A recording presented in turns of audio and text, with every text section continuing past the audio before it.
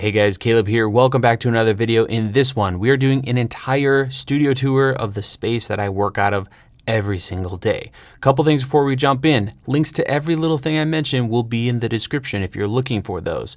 Thing number two, I am not making this video to try to show off, hey, look at all the stuff I have. This video is more of kind of a list of resources and ideas for your space. Without further ado, I'm gonna grab this camera and we're gonna dive right in by talking about the main set for my channel and for my camera guides. All right, so what you're looking at right now is what I am seeing every time I make a video. Pretty much complete blackness, but you can see we've got my Panasonic S1 set up with a Canon 24-70 f2.8. I'm using a black ProMist filter, which I've talked about in one of my more recent videos, and that's just sitting on a tripod. We've got this giant desk here, which is from Uplift Desk. I really dig it. It's huge and is great for this wider angle shot. And then off to my right slightly, you can also see from my perspective, the monitor that I'm using to see myself and make sure the image is working, focus is good, and I'm recording. This is actually just a Dell computer monitor. It's a 4K monitor, but I have been using a lot of BenQ monitors, 1080p versions for a while now and really dig them. It's really great having a large 27-inch display to be able to clearly see yourself. I can tuck it down out of the way from, my view so it's not distracting and it doesn't reflect into my glasses, which is always annoying when that happens. I'm gonna go ahead and take a step back so that we can see a little more. Audio is going to change here. And on the right of the main setup here, you'll notice we have a giant softbox. This thing is a behemoth 60-inch parabolic softbox. It's really nice and round, as you can see, and that's what gives me that really nice soft light. On the opposite side of the key, I have a foam board here for just a little bit of fill, and you will notice right behind it, we have a sound blanket there.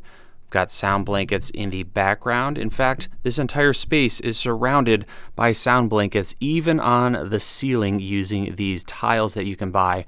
They're just blankets that you can clip to your ceiling, and they work very well. I'll crank up my ISO so you can see this sound blanket on rolling stands. I've done a video on these. You can learn more about them. They're awesome. That's what the studio looks like when you are just looking at it from the other side of the room. I just essentially completely blanket that bad boy off so that I can make videos whenever, and it always sounds good. For my microphone, I am using the Sennheiser MKH416, and I've got it mounted to a Rode PSA arm, which is then mounted to a C-stand. I've done a video on this whole setup, which you can check out, and this is the best. If the microphone is too low, I just go like this. That's it. You can just grab the microphone, move it around, and that is one of my favorite things in this entire space. I have the microphone running into my Mix Pre 3, so definitely a recommendation from me if you're looking for a really solid audio recorder. Next, we're going to talk about the background lighting you see in all of my videos. So there are three lights in use here. The first is going to be an Aputure 300X. It's super overkill for this. You could totally use something way less powerful. But what this light is doing is bouncing into a mirror, which I've done a video on, and you can do all kinds of cool things with mirrors when it comes to lighting. That is hitting this back wall here, which looks like there's kind of a skylight or a window out of frame. So we've got a plant in the corner there and a lamp, and that light is just giving this really nice natural look. In this lamp, I'm actually using an Aputure MC. Let me grab it here. There you go. So no light in there. I'm just gonna take this light and drop it right where the bulb would normally go, and it gives you this amazing, soft, gorgeous looking fake lamp setup. So that's what's going on there. And then when it comes to this fake window, shadow, frame, whatever you wanna call it, that is actually done by this bad boy up here in the corner.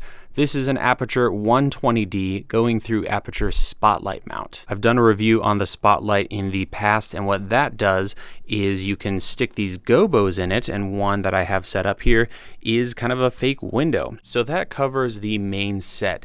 Now we're going to walk out into this main open area of the studio, and this is the B-roll area. So we've got a lot to unpack here. You'll notice we've got a lot of desks and all kinds of stuff. So I'm gonna stand over here, and the first thing I want to bring up is actually the ceiling. We have more of those sound blankets. Here's another angle so you can see in the distance there, we've got the main set surrounded by rolling sound blankets with its own ceiling setup.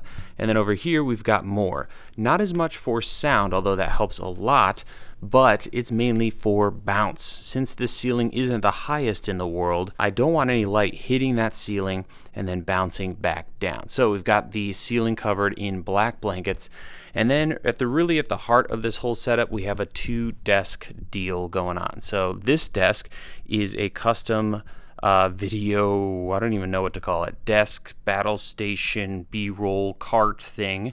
And I've done a whole video on it, so if you want to learn more about it, you can check that out in the description. In short, it is a sit-stand desk on casters, as you can see here, with a platform at the bottom for all of my gear, and then I can mount cameras, sliders, and all kinds of stuff on top. Then I have a second desk, and this is what I actually put things on to film. It also is an electric sit-stand desk, allowing me to easily adjust the height of whatever it is I'm filming if I want to get more of a top-down shot, or if I want to raise it up. I just have that flexibility. So 2 desks, both can be adjusted when it comes to height, and I really like this setup as described in that video where I talk about this ridiculous setup. Right now I've got my GH5S mounted, but normally I would be using an A7S III, which I'm currently filming with right now. And then to monitor everything, I'm using a Sumo 19 monitor / recorder. We'll actually go ahead and turn off the main lights of the studio here and be able to see our image a little better. I love this thing. It is a really, really bright, fully fledged production monitor, and it has touch functionality, so I can go in here and say, you know what, let's pull some scopes and see what our exposure looks like. You can move things around. It's just a really, really powerful tool. And we'll go ahead and turn the main studio lights back on to talk about quickly the stand that it's on, which is a rolling stand that I should probably put some sandbags on. But what's cool about having it on this stand is I can just take this whole thing, if I'm over at the desk manipulating things that I'm filming, and I can just turn it toward the desk. So now if I'm over here trying to find the perfect angle for this camera shot, I can easily see over on the monitor exactly what's happening, what my shot is looking like, and it just makes life so much easier. And then when it comes to lighting for B-roll, I am using the Aputure 300D Mark II, which is plenty bright, probably way overkill for this setup. And then for the softbox, I am using a massive 60-inch softbox, which I absolutely love. A huge soft source always looks better, and I really enjoy this setup. That is on a rolling stand as well, so I can easily move that around, get different lighting angles. And then for the background, if I need it, I have an Aputure Nova. And I love this rig setup here, or this little cart. So essentially this is just a little wooden dolly you would use to move furniture. And I simply mounted a wall plate or baby plate to it with a couple screws, and then I was able to simply mount the light. Now the whole thing can roll around, which just works so great. And then to mount the controller, I'm using Aputure's quick release system, which is awesome. I can essentially just drop this thing down here and it'll lock in place, which just works great. I'll go ahead and turn that on. And with the main studio lights turned off, we've got the signature orange background, which I use for my thumbnails, and that's looking pretty nice for our shot. Lastly, if I need any fill, I can go ahead and steal one of these blankets from the studio since it's right here. And now our key light is going to be bouncing off of that giant fill and filling in the side of the camera. Here's a quick look with the fill that I just added, and here's what it looked like before. So all of that's pretty cool, but one of my favorite parts of this B-roll area is the B-roll cart. This thing I picked up on Amazon and I absolutely love it. So the idea with this is I never want to leave this area once I start recording. I don't want to have to go to a different part of the studio, find a tool or get a battery or a card or any of that. So I designed this cart. So it's I don't even know what to call it. I'll try to put some links in the description to it, but it's a little metal cart with a ton of stuff. So I have screwdrivers. We've got some scissors here, pens, Allen keys, knives if I need to open a box and, unbox something on camera or just for the video. We've got a tape measure stuck to a magnet. I've got my clamps. I've got cleaning supplies if I need to clean a product or the bench itself. All these little clips, lens cleaning stuff. We've got gray cards. On the top, we've got more clips here. We've got batteries for the A7S III. I've got a little custom 3D printed thing for all of my SD cards, and then a little hidden color chart for making sure color is looking good. I'll usually throw that in the shot when I first start recording. We've got notes, all kinds of little knacks and nicks. We've also got a trash can because you got to have a place for your trash. And if I spin this thing around, we have a little piece of tape there, or a roll of tape.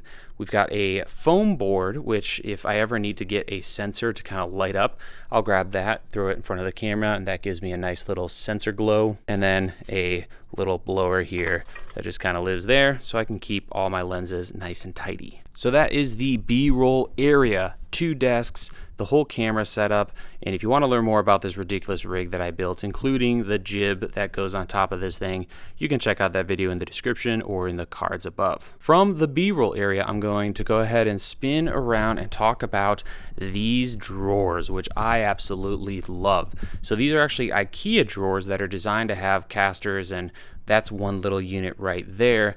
I have purchased 6 of them and stacked them. So there's actually 3 now, like, doubled up drawer units, and I replaced the casters with my own heavy duty casters and mounted them together. So these can roll around if needed. On top of the drawers, we've got battery chargers, Aputure MC chargers, this 3D printed thing that holds pens, markers, cleaning equipment, and other tools.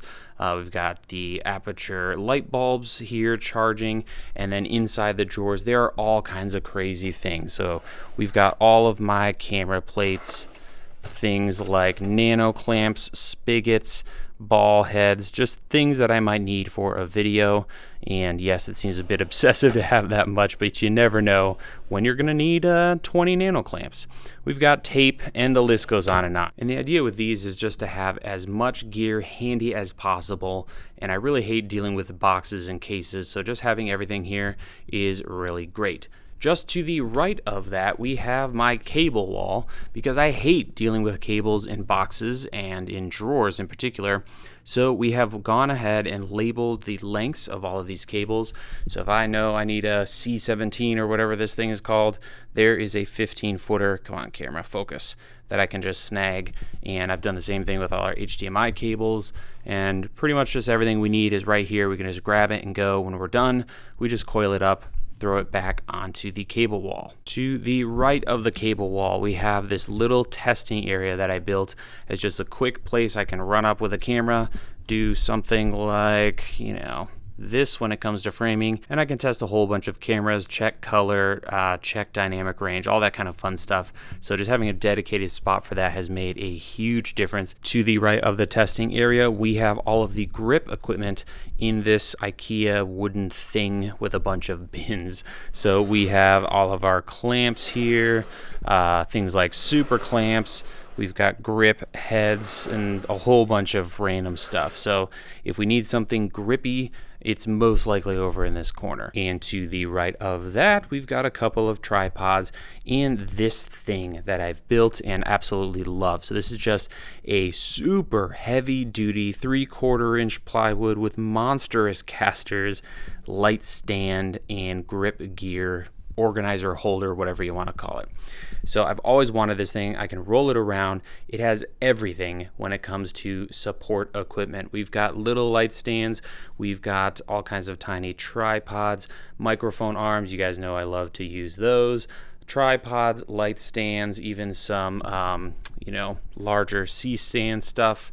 And all of that can be found here. And with that talked about, we are done in the main studio space, the main set in the distance, the B-roll area, as well as all of the gear storage in here. Leaving the studio, we move on to the mini shop. This is a work in progress, but we have a workbench here with a bunch of tools, bunch of parts, and some other stuff I hope to talk about here. before too long. 180 degrees from that, we have this hall here, which is where I store my cameras and lenses. You can see a bunch of the cameras are in use as we speak, and then we've got all the lenses. So I have a serious problem with collecting lenses, a bunch of different sets that I really want to talk about, hopefully soon here on the channel. Lots of fun stuff there. I really dig vintage lenses for, you know, stills here and there as well as video. Next, we have the live streaming studio, which I've done an entire video on this setup, which you can check out with the cards or down in the description. This lens makes this look huge, but at best, this is 130 square feet. But a really nice way to separate the live streaming from the main set. That way I live stream more because I can just walk in here and turn everything on. In an effort to keep this video from being super long, I'm going to skip both my office, my assistant editor's office, as well as the server closet, and there are also 2 additional storage rooms with some 3D printers and other stuff. I might cover these in future videos, but they're not that terribly interesting. And that's going to wrap up this video talking about the studio. Let me know what you thought, if there's anything you think could be improved upon. I always love hearing stuff like that. And if you enjoy this video and want to watch more videos about making videos, make sure you get subscribed. Thank you guys so much for watching. I hope you have a wonderful rest of your day, and we will see you in the next video.